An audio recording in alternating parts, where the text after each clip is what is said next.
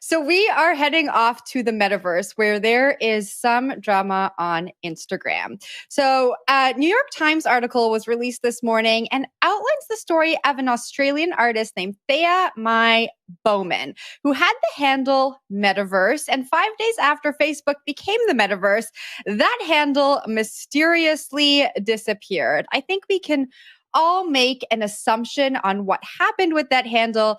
The artist tried to find out what happened. She had this handle for a really long time. She's kind of chronicled her life and her business on this Instagram handle, and she received no answer. I do need to note, though, that after the New York Times contacted Instagram for comment on this article, the handle mysteriously reappeared, and they said that it was a mistake, and they have now reinstated it. So a lot to unpack here, I think, when it comes to trademarks, when it comes to centralized social media, but I've been babbling for quite a while. So I'm going to pass this off to you, Naomi. What did you take away from this article?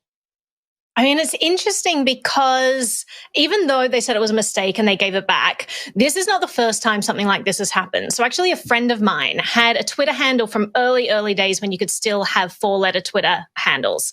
And then a hacker in inverted commas, stole the identity, hacked into the account, got the identity. And so he tried to get this title back anyway, regain access, but he wasn't able to reclaim his 4-letter handle because a 4-letter government agency with the same initials had claimed it. Now, tell me that that's not completely suspect, that he gets hacked, this handle that just happens to have the same letters as his government agency gets taken, and then that government agency just ends up with this handle. So it is just a lesson in understanding how we don't really own these handles. We are renting them from these private businesses, and at their discretion, they can choose to, let us keep it or to, give it to someone else. And it's hard when we're building communities based on these and they've become intrinsic to our identity. I mean, this woman had chronicled her life, as you said. You don't want to be like building up a community and a reservoir of all of your work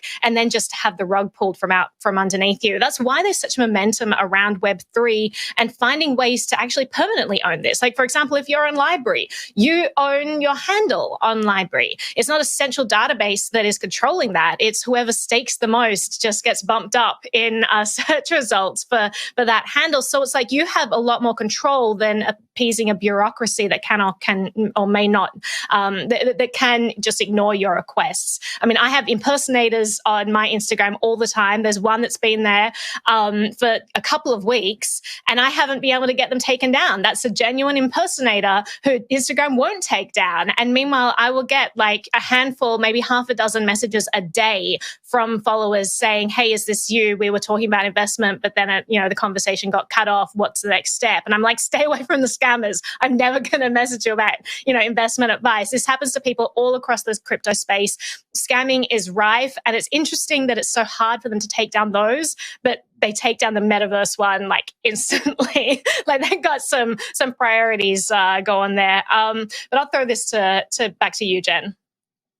Yeah, I just wanted to, we talk so much on the show about the clunkiness of the legal system, and the article talked about the artist only being able to afford a lawyer who could review Instagram's terms and conditions and not really do anything past that.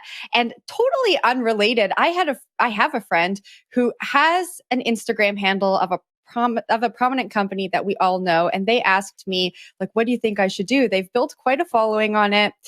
And so I asked an IP lawyer, another friend, and his first question was, did this person have the handle before the company came around?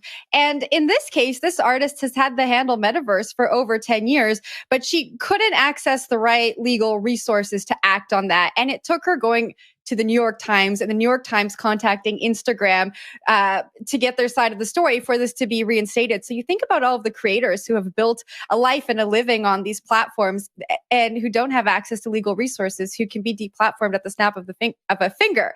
But Zach, I will pass this off to you. So many things. First of all, I really want to know what the company is. What does it rhyme with? I can't tell you. Oh, dang it. Okay. I'll tell really you offline, off the record. You will have a good chuckle. Cool. Yeah, that's good stuff. All right. Second thing, not your keys, not your coin, bro. That's what this story is about. And I think it's really interesting that it kind of segues into like content moderation at the same time, right? Like, decentralization fixes this, but Naomi also illustrated a fantastic problem with decentralization, right? When there's no central middleman to either steal yo shit or block your impersonators, that comes with a set of trade-offs. Some of those are good, some of those are bad. And I think these stories are really interesting because it does kind of speak to that, right? Here is someone who, here's a central entity who just poached this thing that someone had been building value around for a number of years.